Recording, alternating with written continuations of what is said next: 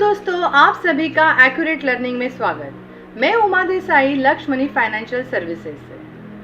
अगर आपने हमारे सारे वीडियो शुरुआत से देखे हैं तो आपने देखा होगा कि हमने शुरुआत मनी यानी कि मुद्रा से शुरू की और हमने मनी सप्लाई के बारे में बात की। तो मनी सप्लाई को और अच्छी तरह से जानने के लिए हमने पिछली वीडियो में फाइनेंशियल सिस्टम और फाइनेंशियल मार्केट्स को जाना। तो इस मनी सप्लाई को अधिक विस्तार से जानने के लिए आइए इसे आसानी से समझने की कोशिश करेंगे।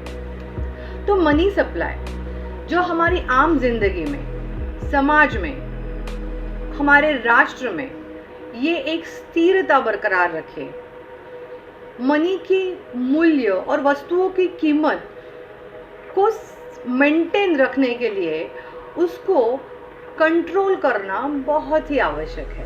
Well, barring this economic turmoil, where this current situation we all are in the pandemic and lockdown, we have been witness in past years that we had seen the economic prosperity, where we've seen the higher salaries, better pay packages, and this prosperity brought us the tremendous tendency of spending and making of financial decisions, and this in turn boost overall economy.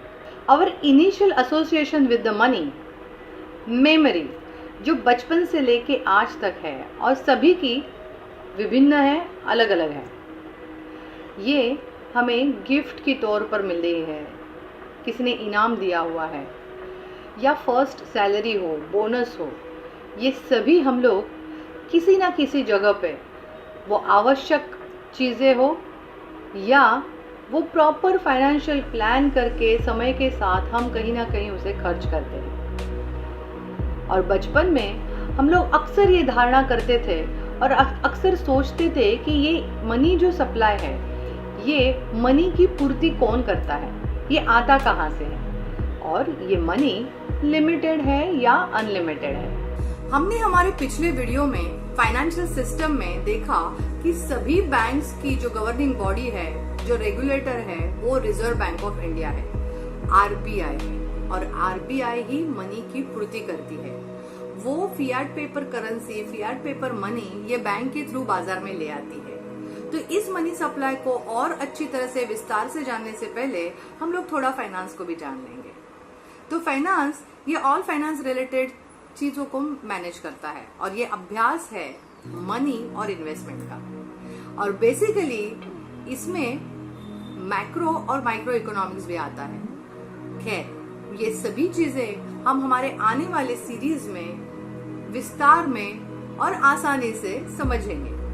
तो फिलहाल हम इसे 3 चीजों में कैसे ये finance divide किया है ये देखेंगे। तो पहला है पब्लिक फाइनेंस, कॉर्पोरेट फाइनेंस और personal finance. So public finance में all government related, so government spendings है, गवर्नमेंट इंफ्रास्ट्रक्चर, गवर्नमेंट जो डेवलपमेंट के ऊपर जो रोड्स बनाना है, फैक्ट्रीज है जो गवर्नमेंट की, जो सभी चीजें जो डेवलपमेंट की ओर पे जो खर्चे होते हैं वो पब्लिक फाइनेंस में आती है। और गवर्नमेंट जो गवर्नमेंट की स्पेंडिंग्स करती है, जो है गवर्नमेंट एम्प्लॉयज का वेतन हो या सारी रिलेटेड जो खर्चे होते हैं वो पब्लिक फाइनेंस में आती है। तो गवर्नमेंट जो बजट करता है, गवर्नमेंट जो इन्वेस्टमेंट बाजार में ले आते हैं और गवर्नमेंट को जो रेवेन्यू है, उनके जो टैक्सेशन है, ये सभी चीजें पब्लिक फाइनेंस में आती है। और कॉर्पोरेट फाइनेंस में जो कॉर्पोरेट रिलेटेड फाइनेंस है, उनके जो असेट्स है, उनके जो लाइबिलिटीज है, उनका बजट है, उनका डेट है और उनका जो नेटवर्थ है, ये सभी चीजें कॉर्पोरेट फाइनेंस में आती है। और पर्सनल फाइनेंस में जो सभी इंडिविजुअल रिलेटेड या फैमिली रिलेटेड जो उनके इन्वेस्टमेंट होते हैं, जो उनके खर्चे होते हैं, जो रिलेट होते हैं इन्वेस्टमेंट्स को, जो उनके बच्चों के, उनके खुद के एजुकेशन पे, हायर एजुकेशन पे उनकी रिटायरमेंट के ऊपर जो इन्वेस्टमेंट किया जाता है, ये सभी चीज़ें जब भी फाइनेंशियल प्लानिंग है वो पर्सनल फाइनेंस में आती है। सो हमारे फाइनेंस मिनिस्ट्री, अर्थशास्त्रज्ञों, गवर्नर ऑफ आरबीआई, इकोनॉमिक्स, सभी लोग ये अभ्यास करती है और उसका प्रमाण वो डिसाइड करती है कि मार्केट में कितना मनी सप्लाई होना चाहिए। अगर इकोनॉमी बहुत तेज़ी से बढ़ रही है तो वो मनी सप्लाई को धीमी कर देती है। अगर इकोनॉमी बहुत ही स्लो और धीमी जा रही है तो वो अपनी मनी सप्लाई को बढ़ा देती है। और ये सभी चीज़ें वो इंटरेस्ट रेट, ब्याज दर को कम या ज़्यादा करके कर सकती है। इसके लिए एक्स्ट्रा प्रिंटिंग मनी की ज़रूरत नहीं होती है। जितना ज़्यादा डिपॉजिट्स भी बैंक्स के पास आ जाता है उतनी ज़्यादा मनी सप्लाई की पॉसिबिलिटी, प्रोबेबिलिटी भी बढ़ जाती है। तो हम इसे एक एग्जाम्पल के तौर पे भी देखेंगे। गवर्नमेंट या हमारे मिनिस्ट्री ऑफ फाइनेंस का उद्देश्य रहता है कि हमारी राष्ट्र की आर्थिक स्टेबिलिटी और आर्थिक विकास हो और इकोनॉमिक डेवलपमेंट हो, और इसी के लिए वो ब्याज दर को घटा देती है। तो समझो कि समाज में हमारे यहाँ पे 80% जो बाज़ार से लोन की तौर पर पैसा लेते हैं वो मैन्युफैक्चरर, इंडस्ट्रियलिस्ट और बहुत बड़े बड़े बिजनेसमैन हैं। और जो 80% लोग हैं जो 20% अमाउंट का लोन उठा लेते हैं वो रिटेल लोग हैं।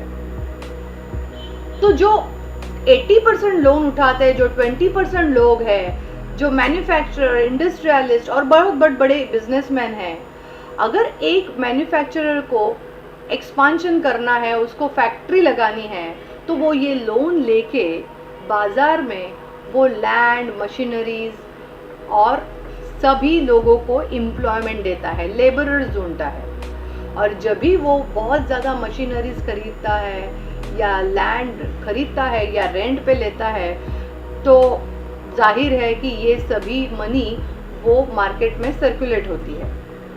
और जब भी वो बहुत ज़्यादा एम्प्लॉयमेंट क्रिएट करता है तो सभी के पास वेतन की ओर पे, वेजेस की ओर पे सभी के पास पैसे आ जाते हैं। और जब भी सभी के पास ये पैसे आ जाते हैं वो एंड अप होते हैं, मार्केट में जाते हैं और वो सभी लोग खर्चा करना शुरू करते हैं और इसी से कंजम्पशन, ओवरऑल कंजम्पशन बढ़ता है।